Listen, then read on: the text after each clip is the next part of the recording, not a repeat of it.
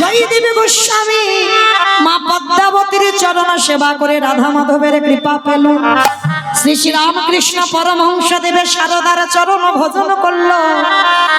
কি গো ভোগ করেছে মাকে? না, সাধনা ভজনে, হ্যাঁ, যার জন্য শারদাকে সবাই জগতে মা বলে ডাকে। বলিব তালি শ্রী শ্রী রামকৃষ্ণ দেব মা শারদার চরণ ভজন করলো। বিবেকানন্দ একটা যৌবন বয়সের ছেলে আমার নিবেদিতা ভগ্নির চরণ সেবা করলো। ভরি ভরি প্রমাণ বাবা, নারী ভোগের নয়, নারী যদি কেউ সাধনা করতে পারে ওই চরণ সাধনা করে আমার কৃষ্ণ প্রাপ্তি হয়ে যায়। নিতাই গৌর প্রেমানন্দে হরি বল। তবে আগে জানতে হবে বাবা সেবা কেমন করে করব। হ্যাঁ, ভোগ বিষয়টা আলাদা আর সেবা বিষয়টা আলাদা। এইটা তোমাকে গুরুদেবের চরণ আশ্রয় করে আগে জানতে হবে, আর না জানলে তুমি সেবার কুল কিনারাও পাবে না। তো আজকে লক্ষ্য করে দেখেন, সেই রাবণ রাজা সীতা মাকে চুরি করেছিল কেন? ভোগের জন্য নয়, তাহলে কিসের জন্য? ও মায়েরা ভালো করে বোঝো, একটা কথা বলি। নদীর ঘাটে ধরো একটা নৌকা বাঁধা আছে, ভালো করে বুঝবে উদাহরণটা। নৌকার মাঝি যিনি চালায় হয়তো কোথাও খেতে গেছে বা বিশ্রাম করতে গেছে, আর হঠাৎ যদি কেউ এসে বাবা নৌকাটা ভাঙচুর করে, আর যদি একবার মাঝির কানে যায় যে তার নৌকাটাকে ভাঙছে দেখে, তাহলে ছুটে আসবে না মাঝি তার নৌকার কাছে? আসবে কি না? যদি কেউ হঠাৎ তার তৈরি করা নৌকা ভেঙে দেয় তাহলে ছুটে দেখতে আসবে না? কি গো মা, বুঝতে পেরেছো? আমি বলছি না, রাবণ বলছে। ওই সীতা মা হলো ভব পারাপারের তরণী। বাবা তরণী মানে কি? নৌকা। আর ওই নৌকাটা চালাই কে? রঘুপতি রামচন্দ্র। আরে যেই না নৌকাটা তীরে রেখে দিয়ে রামচন্দ্র ওই নৌকার কাছে নাই, আর ওই অশোক কাননে রেখে রাবণ রাজা ওই চেরি রূপী পাথরে দিয়ে নৌকার গায়ে আঘাত করে। আরে নৌকা যত মাঝির নাম ধরে ধরে কাঁদে, আরে কি আমার মাঝি রূপী রামচন্দ্র থাকতে পারে রে? ছুটি আসবে সোনার লঙ্কার মাটিতে। মন্দাদারি তুমি বোকা বলে কেঁদে কেঁদে চোখের জল অপচয় করো, কিন্তু আমি কাঁদি না। কেন জানো? যেদিন আমার নৌকাকে নিতে আসবে সেদিনে যদি আমার রাজ্যে খরা দেখা দেয়। খরা মানে কি গো? প্রচুর বৃষ্টি হয়। খরা মানে নাকি বৃষ্টি, মানে অনেক বছর বৃষ্টি হয়নি, তাকে খরা বলছে। রাবণ মন্দোদরীকে মানে স্ত্রী মন্দোদরীকে বলছে, মন্দোদরী যদি আমার রাজ্যে খরা দেখা দেয়, আরে সেদিনে যদি আমার রামে আসে সোনার লঙ্কা, বলো বলো মন্দোদরী সেদিন কি দিয়ে চরণ তুমি ধোবা? যেদিন প্রভু রামচন্দ্র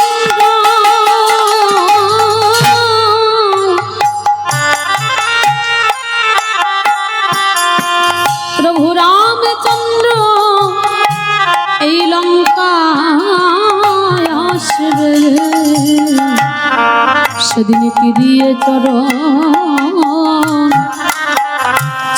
ধোগাইবে।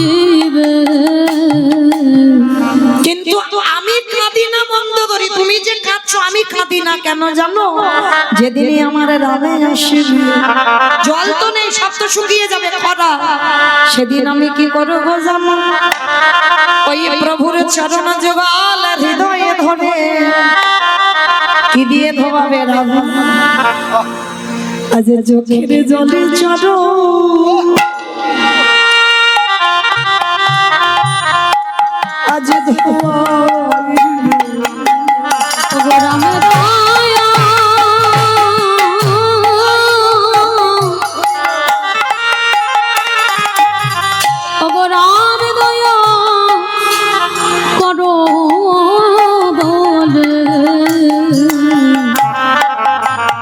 চোখের জলে চরণ ধোয়াইবে।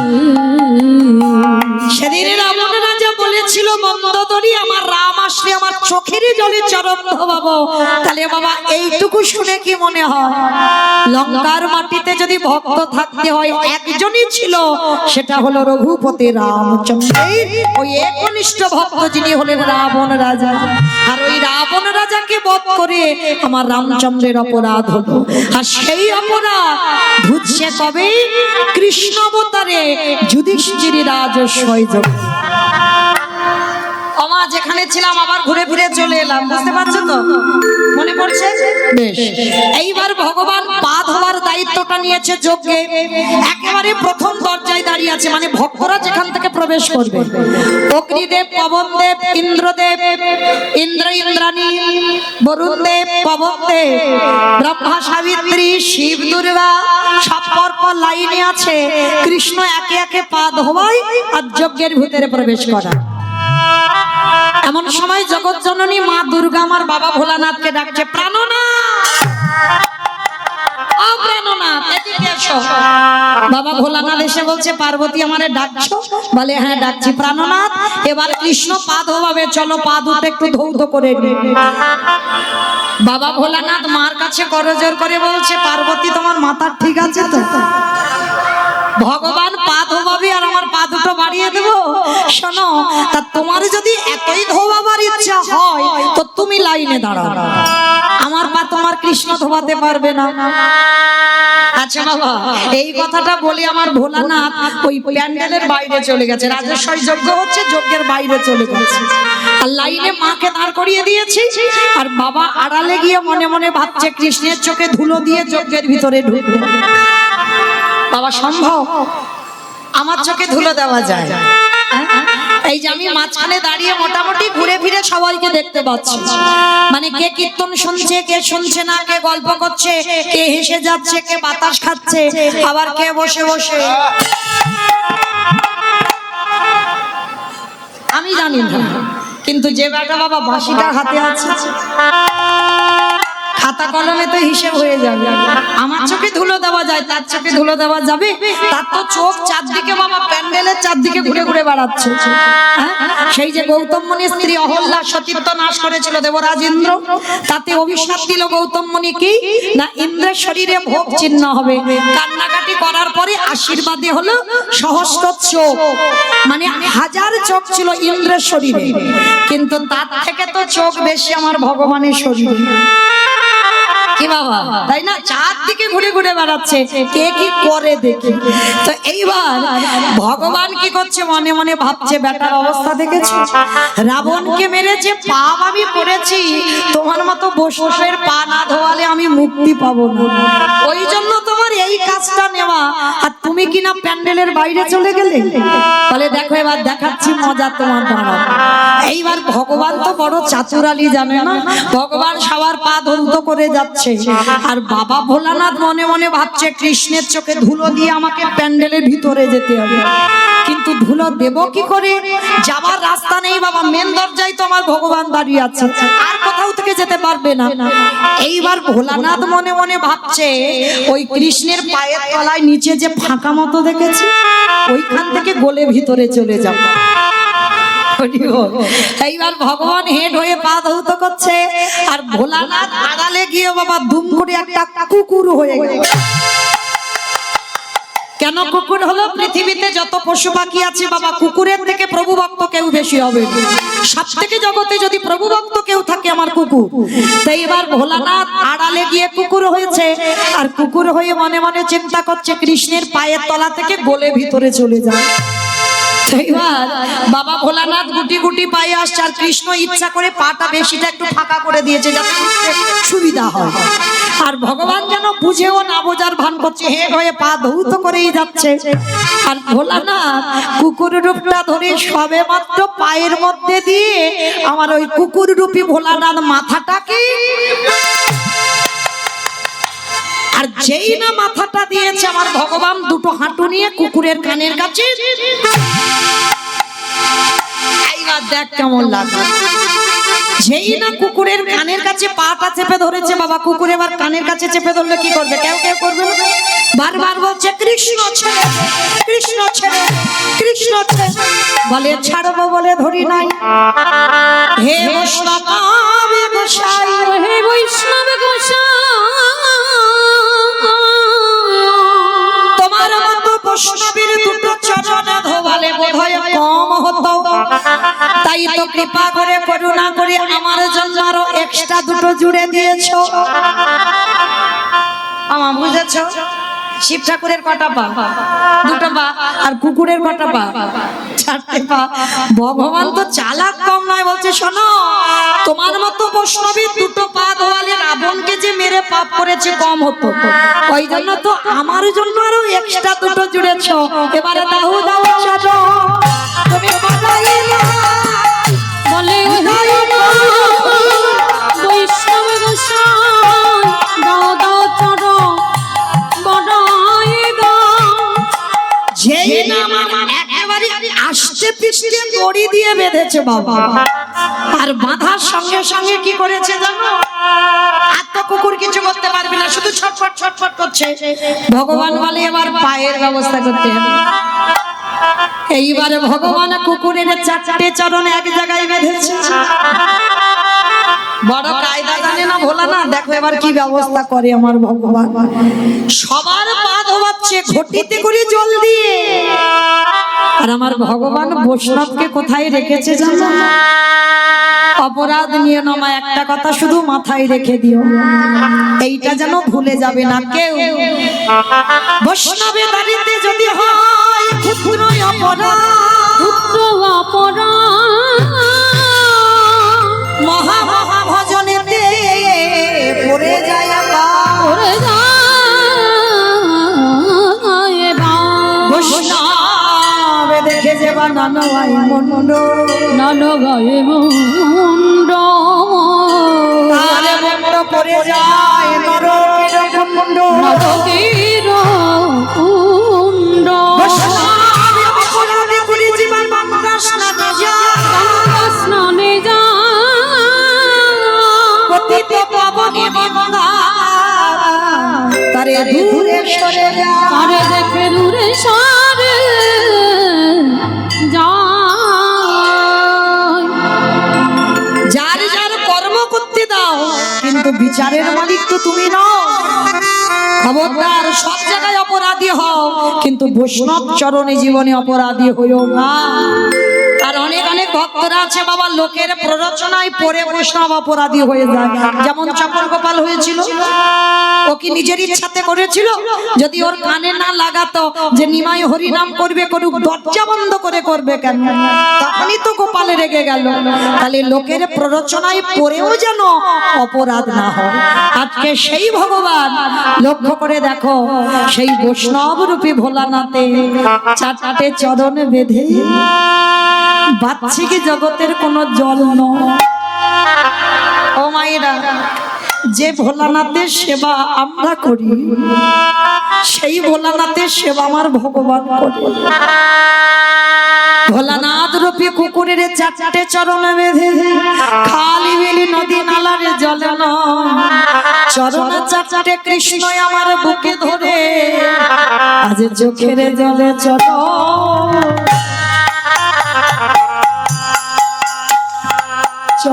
ধোয়া।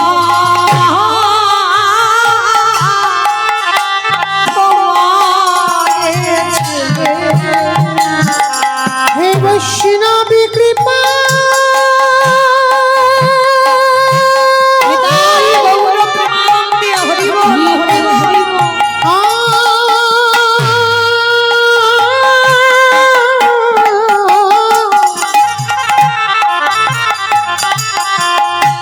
হে বৈষ্ণবী কৃপা,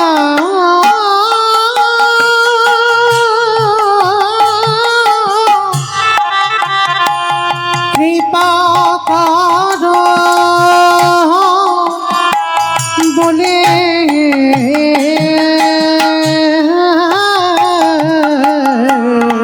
চোখের জলে চরণ ধোগা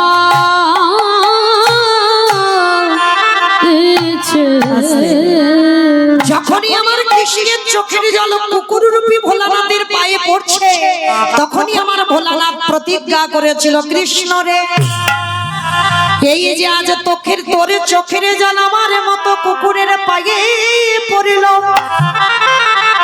আমি কথা দিলাম আগত কলিযুগে যেদিন তুই আমার কৃষ্ণ নয়, যেদিন তুই আমার গৌর হয়ে নদীয়ায় যাবি, সেদিন আমি অদ্বৈত আচার্য গোসাই হয়ে শান্তিপুরে যাব।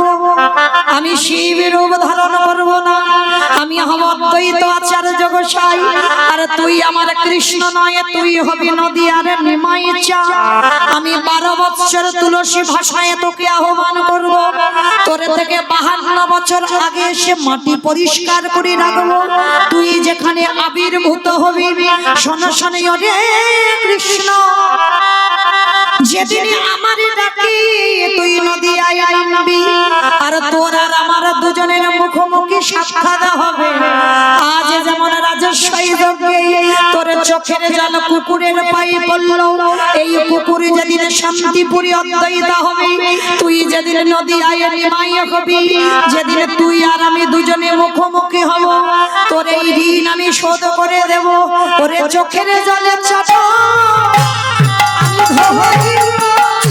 যেদিন নদী আবি নিমাই হবি, চোখের জলে চর হওয়াইবা, আমি এই প্রতিজ্ঞা করে দিলাম, আমি এই প্রতিজ্ঞা করে দিলাম, আমি এই প্রতিজ্ঞা করে এমনি করে চরণ ভবাইব। রাজস্বই যজ্ঞে আমার ভগবান কথা দিল, ভোলানা আমি কথা দিলাম আমি গৌর হয়ে যাব, তুমি শান্তিপুরে অদ্বৈত হয়ে যাবে, আর যেদিন দুজনে মুখোমুখি হব, আজ যেমন আমার চোখের জল তোমার পায়ে পড়ল, যেদিন তুমি নদীয়ায় যাবে, যেদিন আমার সঙ্গে তোমার সাক্ষাৎ হবে, সেদিন তোমার চোখের জল আমার চরণ যত যুগল ধৌত করে দিও। আজকের যার জন্য বাবা পৃথিবীর মাটিতে কারোর ডাকে নয়, অদ্বৈত আচার্যের ডাকে আমার কৃষ্ণ নদীয়ায় গৌর হয়ে এলো, আর গৌর হয়ে এসে কি করছে জানো, কেহ বলে পুরবেতে রাবণ বধিলা, কেহ বলে পুরবেতি রাবণ বধিলা, কেহ বলে পুরবেতে রাবণ বধিলা, কেহ বলে পুরবেতি। আমার উলুধ্বনি কই গো, মাঠে মাঠে দাও দেখি একটু উলুধ্বনি প্রেম সে। কেহ বলে পুরবেতে রাবণ বধিলা, কেহ বলে পুরবেতি আমার গোরানি, গোরা গোরা গোরা গোরা গোরা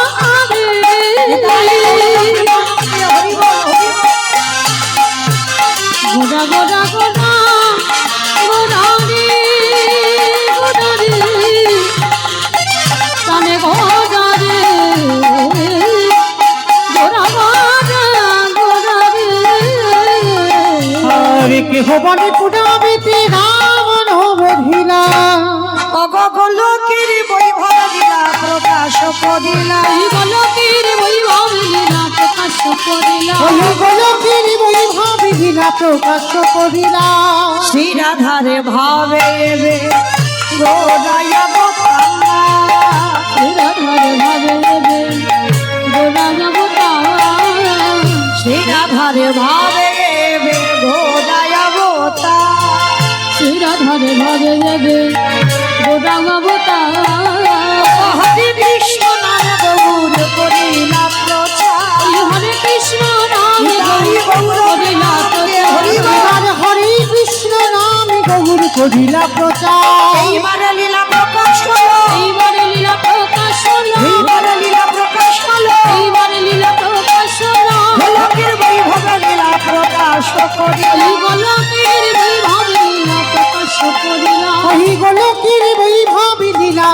প্রকাশ করি বাসুদেব ঘোষ কহে করি জোড় হাত করি জোড়া ও গো যে সেই কৃষ্ণ সেই তো জগন্নাথ সেই তো জগন্নাথ বাসুদেব ঘোষে কহে এইবার লীলা প্রকাশ হলো বাসুদেব ঘোষে কহে এইবার লীলা প্রকাশ হলো বাসুদেব ঘোষে কহে এইবার লীলা প্রকাশ বাসুদেব ঘোষ কহে রাধে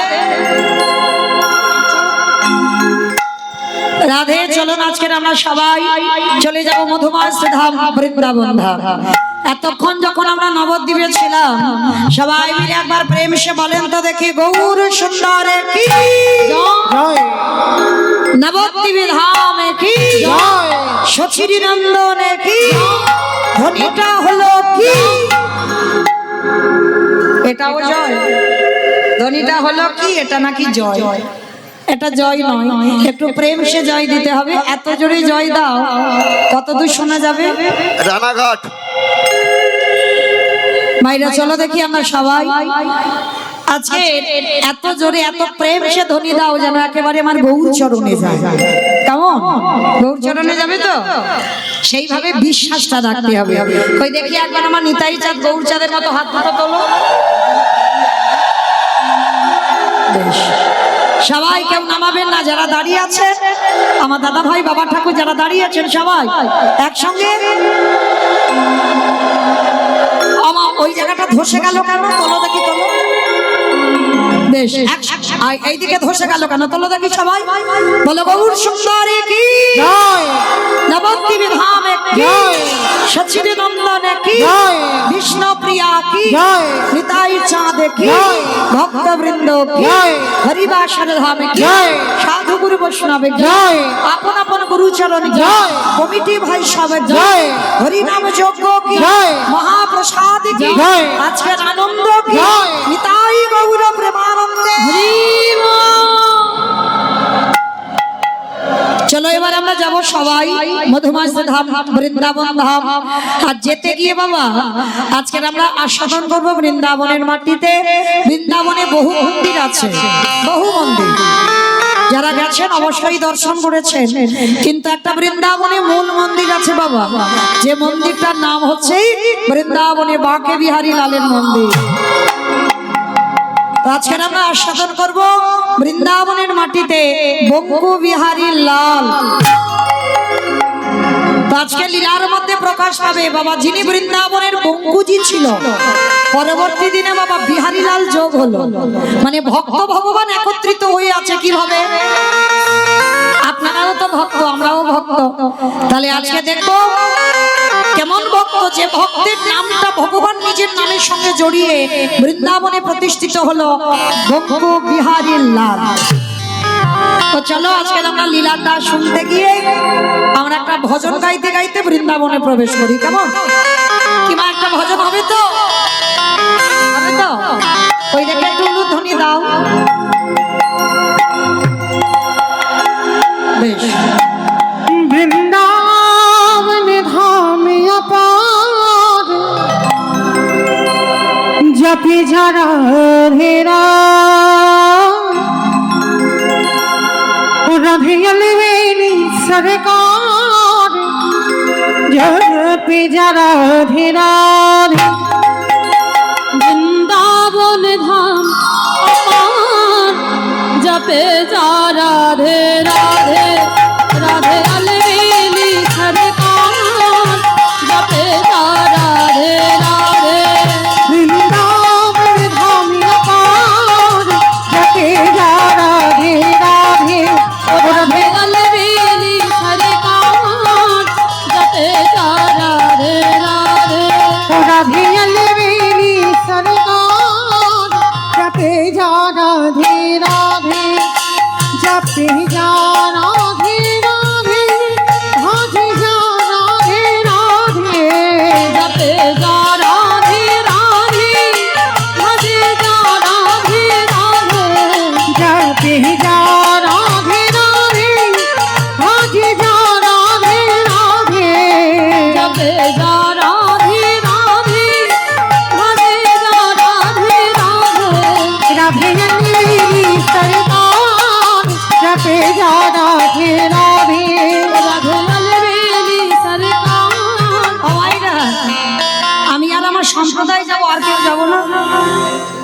আর কেউ যাবো না? সবাই যাবো? যারা যারা যাবো আর একবার এই কান মুলে বলছো মা কালী দিব্যি, আর বলবো না, এইবারটা শেষ। সবাই দেখে আর একবার হাত দুটো তোলে। বাহ, সবাই একত্রিত করে তালে তালি বড় তালি, কেমন? হরি বল একসঙ্গে সবাই করো করো তালি। तू वृंदावन में आया राधा नाम लगायो वृंदावन में आना राधा नाम लगा दो तू वृंदावन में आयो राधा नाम लगायो वृंदावन में आना राधा नाम लगा दो तेरे जीवन हरि कान जपे जा राधे राधे राधे अलवेली सरकार जपे जा राधे राधे राधे राधे राधे राधे वृंदावन में राधे राधे আছে ও মাইরা, শুধু আমি আর আমার সম্প্রদায় বলবো, আপনারা বলবেন না? বলবেন না? সবাই বলবেন তো? কই দেখি সবাই মিলে আমার সঙ্গে জোরে জোরে বলবেন, মনে মনে কিন্তু না, জোরে জোরে বলো, কেমন? জয় জয় রাধে রাধে राधे राधे রাধে রাধে राधे राधे বেশ। আর যে ভাইরা আমার ইউটিউব করছো, ক্যামেরাগুলো একটু ঘুরিয়ে দেবে, কেমন? কারণ তখন তো বাড়িতে বসে বসে আপনারা দেখতে পাবেন আজকের কারার কীর্তন। শুধু আজকে শুনতে এসেছেন বলে নয়, ওরা দুদিন পরেই বাবা ইউটিউবতে ছাড়বে, তখন দেখতে পাবে, তখন কার হাত উঠেছে আর কার ওঠেনি ভালো করে বুঝতে পারবে। তোলো দেখি হাত সবাই, আর ক্যামেরাগুলো সেই দিকে নিয়ে যাও যেখানে হাত ওঠেনি, কেমন? জয় জয় রাধে রাধে राधे राधे রাধে রাধে राधे राधे বৃন্দাবন রে राधे राधे গোবর্ধন রে राधे राधे নিধোবন রে राधे राधे গলি গলি রে राधे राधे স্নান করিবে राधे राधे মান করিবে राधे राधे বর্ষণা রে राधे राधे রাধা কুণ্ড রে राधे राधे শ্যাম কুণ্ড রে राधे राधे হরিদ্বার রে राधे राधे জর্ষি বলো राधे राधे হিপসি বলো राधे राधे কালে বন রে राधे राधे কমল বন রে राधे राधे ঘুচা গাও রে राधे राधे বর্ষণা রে राधे राधे রাধা কুণ্ড রে राधे राधे শ্যাম কুণ্ড রে राधे राधे প্রেম সে বলো राधे राधे जोर से बोलो राधे राधे भाव से बोलो राधे राधे माँ के बिहारी वृंदावन धाम जपे जा राधे राधे राधे अलवेली सरकार जपे जा राधे राधे जपे जा राधे राधे जपे जा राधे राधे प्रेम से बोलो राधा रानी की जय আমার জয়টা হলো বাবা। এই জায়গাটার নাম কি জানো? রানাঘাট। বেশ, আচ্ছা মা, তোমাদের এই রানাঘাট এলাকায় শাশুড়ি বৌমতি ঝগড়া টগড়া হয় না? হয়, এখানেও হয়, বেশি বেশি হয় না নদিয়া? বেশ, আচ্ছা ওই শাশুড়ি বৌমতে ঝগড়া হলে যে গলাটা বার হয়, একটু বের করো তো দেখি, সেই আওয়াজটা বের করবে, কেমন? তখন তার ভাসুর শ্বশুর থাকলে লজ্জা শরম থাকে না, সেই আওয়াজটা বের করো সবাই, একটু বলো জোরে, রাধা রানী কি। তার মানে ঝগড়া হয়। বৃন্দাবনেশ্বরী কি জয় যমুনা মাইয়া কি জয় নন্দগাঁও কি জয় উচ্চাগাঁও কি জয় বর্ষানাম কি জয় ভক্তবৃন্দ কি জয় হরিবাসর ধাম কি জয় সাধুগুরু বৈষ্ণব কি জয় আপন আপন গুরুচরণ জয় কমিটি ভাই সব জয় হরিনাম যজ্ঞ কি জয় মহাপ্রসাদ কি জয় আজকের আনন্দ কি জয় নিতাই গৌর প্রেমানন্দে। বেশ, পৌঁছে গেলাম বৃন্দাবন। তবে বাবা বৃন্দাবন এখন যাওয়া হয়নি, রাস্তায় হেঁটে হেঁটে যাওয়া তো, উত্তরপ্রদেশ একটুখানি রাস্তা নয়, নদিয়া থেকে হাঁটা শুরু করলাম উত্তরপ্রদেশ, এতটা রাস্তা। তাহলে যেতে যেতে এক জায়গায় সবাই বিশ্রাম নিলাম। জায়গাটা কোথায় না বর্ধমান কাটোয়া কাঞ্চননগর গ্রাম, যেখানে বিশ্রাম নিলাম কাটোয়া কাঞ্চননগর বর্ধমান জেলায়। আর ওখান থেকে ভক্ত তৈরি হলে ভক্তকে নিয়ে বৃন্দাবন যাব, কেমন? চলো, এই বর্ধমান কাটোয়া কাঞ্চননগরে মায়ের একটু মন দিয়ে শুনবে, তোমাদের বোঝার মতো লীলা, কেমন? ভক্তিমতী নারী বাস করতেন, যার নাম ছিল মায়াবতী ঘোষ। আর তার স্বামীর নাম ছিল দ্বিজ ঘোষ। আচ্ছা বলো তো মা, ভগবান কৃষ্ণ কাদের ঘরের ছেলে? ঘোষেদের ঘরের ছেলে। আর যে কীর্তনটা গাইছে কাদের ঘরের মেয়ে? গোয়ালাদের ঘরের মেয়ে। আর যাকে নিয়ে লীলাটা হবে সেও বাবা ঘোষেদের ঘরেরই ছেলে। কেমন? তো আজকের এই তিনজনই একত্রিত হয়ে লীলা আস্বাদন হবে। যাকে নিয়ে গাওয়া হবে, যে গাইবে, আর পরমাত্মা রূপী ভগবান। তো আজকে মায়াবতী আর দ্বিজ ঘোষ এরা ছিল বাবা প্রসাদ ভোজী। অবশ্যই আপনারা নদীয়ার মানুষ বুঝবেন প্রসাদ ভোজী।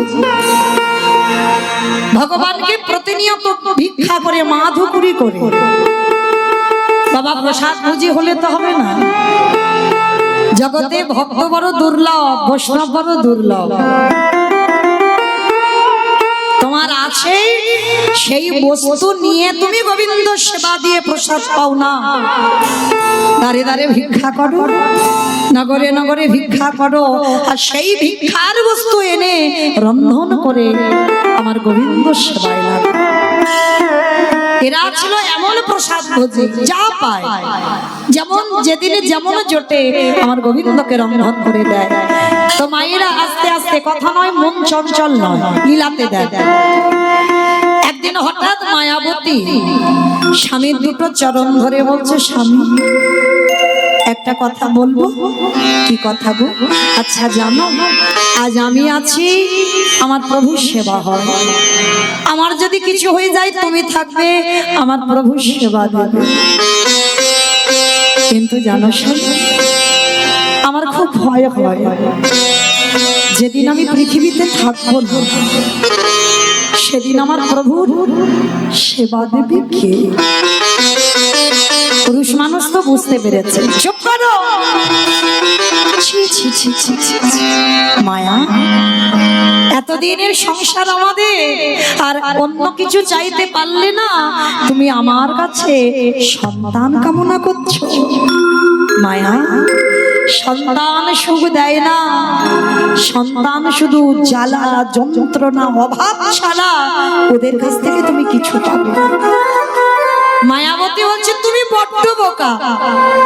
আমি কি বললাম যে গান্ধারীর মতো তুমি আমার 100 ছেলে দাও? হরি বল, 100 ছেলে হলে নয় কাঁদতে হবে।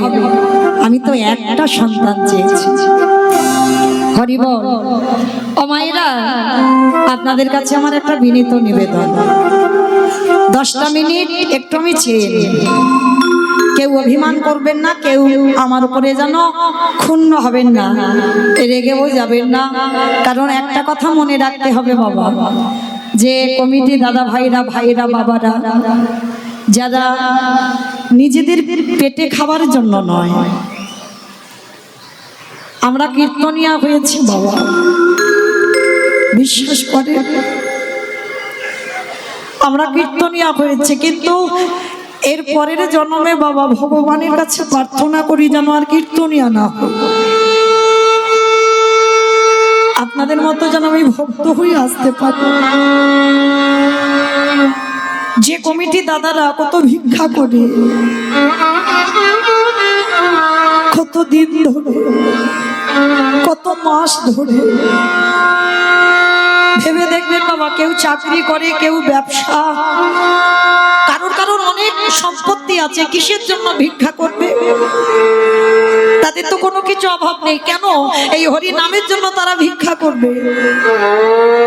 ভেবে দেখেন মা, যারা নিজেদের মঙ্গল নয় সবার মঙ্গলের কথা ভাবে, সবার মঙ্গলের জন্য আজকের এই মায়ের মন্দিরের সামনে কীর্তন প্রতি বছরের ন্যায় হয়। তো যে দাদা ভাইরা আয়োজন করেছেন, আপনাদের কাছে বিনীত নিবেদন, আমার দাদা ভাইরা যাচ্ছেন,